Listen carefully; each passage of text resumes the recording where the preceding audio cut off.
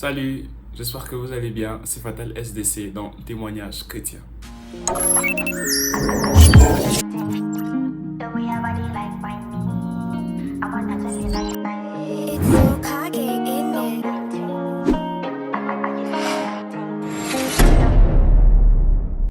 Alors, aujourd'hui, nous allons parler d'un thème très important qui est la jalousie. Ouais, la jalousie. Aujourd'hui, l'Église traverse beaucoup de difficultés par rapport aux hommes de Dieu qui sont jaloux des autres, par rapport aux chrétiens qui sont jaloux des autres.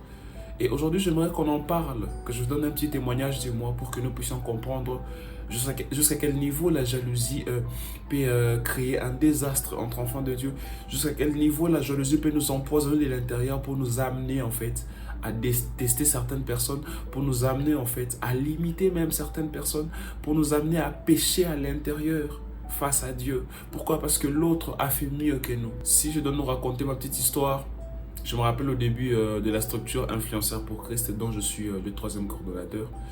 Dieu nous avait choisi, il y avait le cordon Wonder qui est le numéro 1, le cordon Magloire qui vient après lui et moi en troisième place. Et Dieu nous avait tous choisis, on a commencé à travailler. Et déjà je suis en train de voir à l'époque, les cordons Wonder étaient un peu froids par rapport à nous autres. Et on travaillait, c'était difficile pour moi de croire à sa grâce en fait. C'est difficile pour moi parce que je me disais c'est un gars timide déjà et tout et il travaille pas comme nous autres. Et c'était vraiment un grand problème pour moi. Je n'arrivais pas à admettre en fait. J'étais un peu jaloux de lui. Je disais à Dieu pourquoi c'est lui qui a été à la première place, pourquoi c'est lui qui est à la tête de la structure, pourquoi pas nous autres et tout ça. Et ça avait fait en sorte qu'à un moment dans mon ministère, pendant que j'avançais, il y a beaucoup de choses qui avaient bloqué. Les choses ne marchaient pas. Pourquoi? Parce que j'étais jaloux de lui. Et un jour, Dieu m'a demandé de faire une chose. Je ne peux jamais oublier. C'était pendant un culte, c'était un jeudi. Pendant un culte, on priait et Dieu m'a demandé. Ah bon, à l'époque, si je me rappelle bien, dans ce temps-là, j'étais en train de prier plus pour les brisements. Je disais à Dieu, Seigneur, brise-moi. Voilà, j'aimerais être humble et tout ça. Et ce jeudi-là, pendant qu'on priait, Dieu m'a dit, va poser un genou à terre et prie au pied du cordon Wonder. C'était un grand combat entre moi et le Saint-Esprit. J'ai dit, je ne ferai jamais ça. Je ne vais jamais faire ça. Il m'a dit, oui, vas-y, fais ça. Je ne vais jamais faire ça. Tellement que j'étais trop tourmenté et le Saint-Esprit a fini par gagner. Je suis allé, j'ai posé un genou. Il a prié pour moi-même. Il a prié, j'avais senti une paix à moi. Et depuis ce jour-là, j'ai compris que c'était lui le leader, en fait, c'était lui le chef. Et il y a eu beaucoup de choses qui sont déclenchées dans ma vie. Serviteur de Dieu que j'étais, mais j'étais bloqué parce que je ne voulais pas courir à la grâce de l'autre. Et si je dois raconter une autre petite histoire, ça s'est passé cette fois-ci avec un ami qui était adorateur. Qui, déjà, vous savez, à la base d'un influenceur, des fois, Dieu me fait grâce.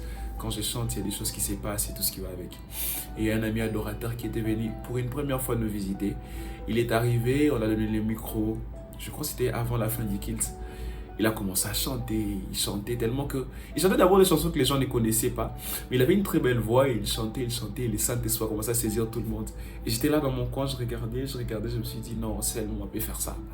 J'avais comme une jalousie, comme une colère en fait. Et ça a commencé, les combats ont commencé là, je commençais à dire Seigneur pardonne-moi et tout. Mais je n'étais pas à l'aise. Ces jours-là, je suis rentré chez moi à la maison. Toute la nuit, j'ai commencé à prier. J'ai dit Seigneur pardonne-moi. J'ai même commencé à prier pour la personne. J'ai dit Seigneur aide-le à aller encore plus loin, utilise-le encore plus. Le jour du culte qui a suivi, je suis revenu, c'était encore lui qui avait fait l'adoration. Mais cette fois, tellement que je me suis senti allégé, j'ai adoré avec lui, on a chanté, on a adoré Dieu ensemble et Dieu avait fait des choses.